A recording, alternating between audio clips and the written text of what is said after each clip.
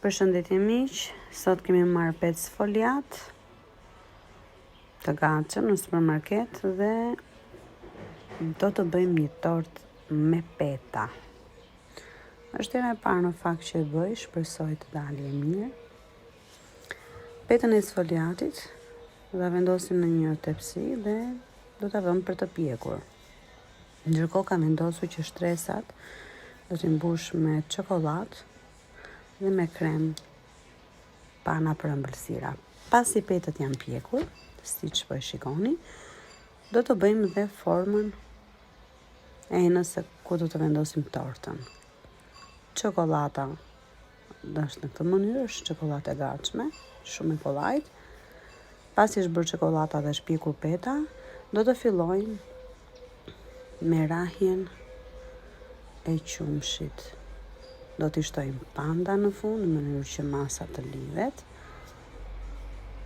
Fillojmë me rrahjen e qumshit derisa ajo të arrihet masa konstante dhe sigurisht do t'i shtojmë edhe qumshin panda. Do ta ëmbëlsoj pak më shumë se është vetë kremi, por kjo ndihmon, domethënë që edhe ta lidhi pak më shumë pjesën e kremit të bardhë. Shifet edhe në video si fillon edhe bëhet një masë homogjene, po më e trashë, më kompakte edhe më e lidhur. Tani duket. Pasi e kemi rrahur mirë, do të fillojmë pasaj avash edhe hapat për të bërë tortën, për ta ndërtuar në fakt. Kemi bërë masën e enës dhe do të fillojmë shtrimin e tortës. Është shumë i thjeshtë, një shtresë me peta sfoliat, një shtresë me çokoladë. Çokolada duhet të jetë e ftohtë dhe një shtresë me kremin e bardhë. Gjatë kohës që çokolada ftohet, duhet ta rrahi mirë në mënyrë që mos të prishet edhe masa, mos të ngurcohet. Dhe fillojmë me shtrimin. Unë kam bërë 3 shtresa, mund të bëhet edhe më shumë, sepse petët e sfoliatit ishin të mjaftueshëm deri në 4-5. Edhe maksi në sfond duke lehur. Dhe pasi kemi përfunduar shtrimin e tortës, do të bëjmë një formë të çrregullt. Do ta lëm 2 orë në frigorifer, do ta nxjerrim dhe pjesën tjetër të petëve do ta thërmoj në këtë mënyrë siç po e shihni në video.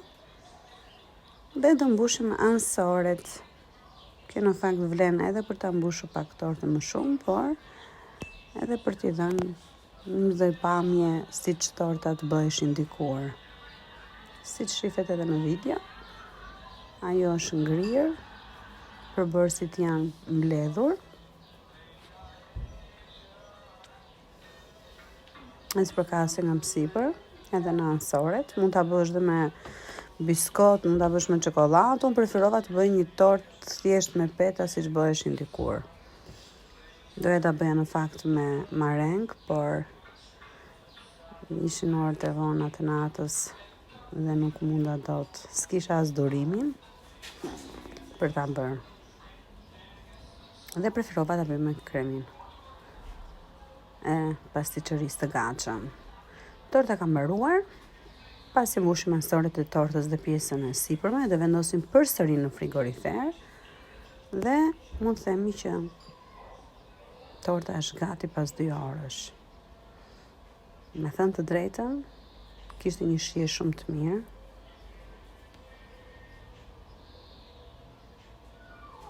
Kjo është torta. Shumë e thjeshtë për përgatitje. Me përbërës shumë të thjeshtë që gjenden tashmë edhe të gatshëm. Dhe vërtet shija ishte shumë e mirë. Bon appetit!